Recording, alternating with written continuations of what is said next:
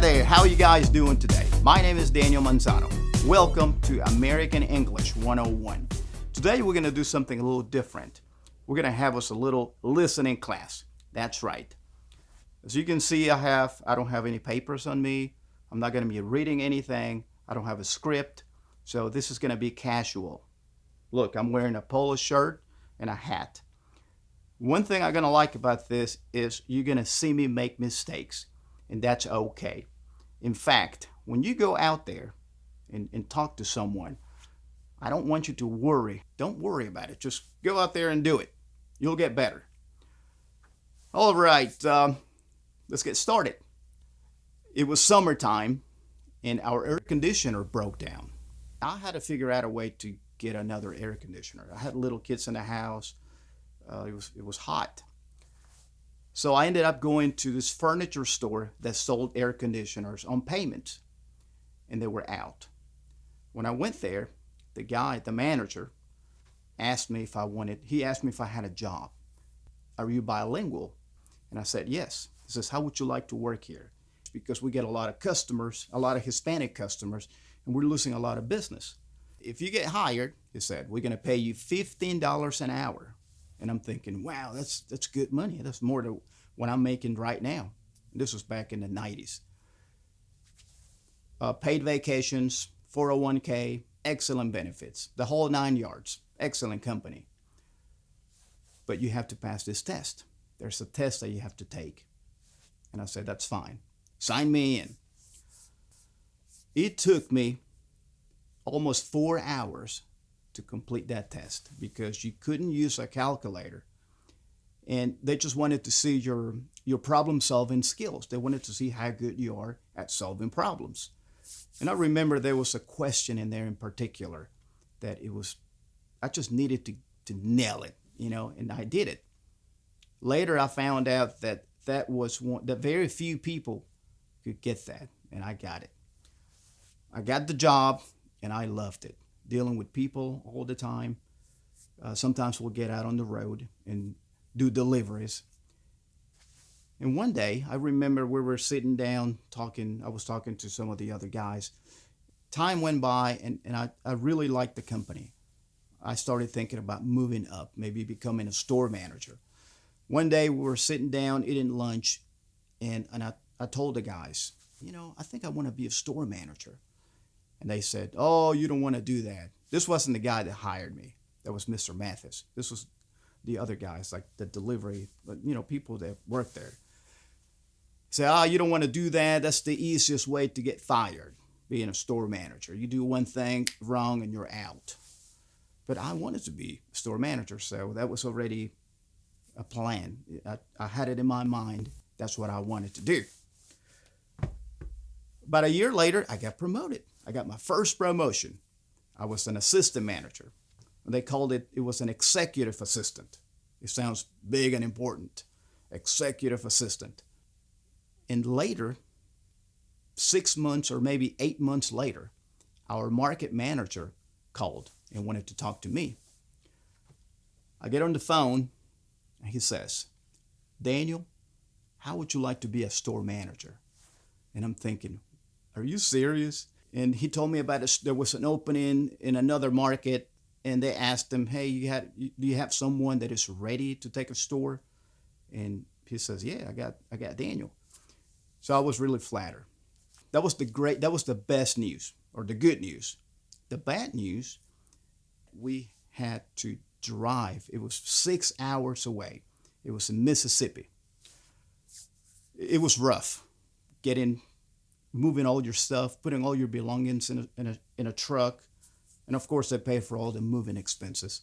We went there, and the store was beautiful. It was a nice store, but they were losing a lot of customers.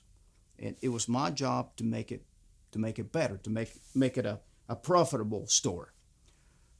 So we worked really hard trying to get the store looking good, so everything looked nice, and people will buy stuff. Worked really hard. About a year later, the company put together a meeting in Philadelphia, Mississippi. And the whole point of this meeting, and by the way, it was the whole market, like 40-something stores. We went there, and the whole point was to figure out what can we do to get more customers, increase profit, and be more productive, and things like that. We were in this big room, like a meeting room, and here we have all these managers, market managers, and other people. And I remember the regional director, he's the big guy. He said, all of you are losing customers left and right. Some of you broke even. Only one store gained customers this year. And that was Daniel. And I will never forget that day. Everybody stood up and started clapping. It was a big moment for me because we worked really hard. And here's why. We didn't only get a few customers. It wasn't 2 or 3 or 10 or 20. We gained 250 something new customers. So that was big. Now, I want you to know that I busted my ass trying to get that done. And not just me. I'm not going to take credit for everything. I had a great team. They listened to me. They knew how to follow directions. So I'm not going to take all the credit. But when I say I busted my ass, I mean that literally, because even one day that we were in the store trying to make it look pretty and, get everything cleaned up and price tags and everything. One day, true story, I was picking up a TV, one of those old big TVs. They don't even make them anymore. I guess you can't even give them away. So I was putting this TV on the shelf, and I turned around for a second just to pick up the cable, and then the TV fell down, hit me in the head, knocked me down, and I landed on my ass. So yeah, almost literally, I was busting my ass trying to get things done. Why am I telling you all this? Why? Just to remind you that sometimes you have to work hard to get what you want. The whole point, all this American English 101, what are we trying to do? We're trying to learn. We're trying to better ourselves, not just to learn English. You know the benefits. You get a better job. You get more opportunities for personal satisfaction and all that good stuff. If you do your homework, if you study and do the things you're supposed to do, you're going to get there. But you have to be persistent. You have to be consistent. Don't do it every other week. Try to do it every day. Work hard, bust your tail, and be patient. You have to be patient. A lot of people are very impatient. They want something now. But you have to understand, once you start getting impatient, it clutters your mind. Going back to my story, we gained 250 customers in a year. It didn't happen overnight. Every week, we gained a few. Sometimes we gained more. Sometimes we gained less. But we were being consistent.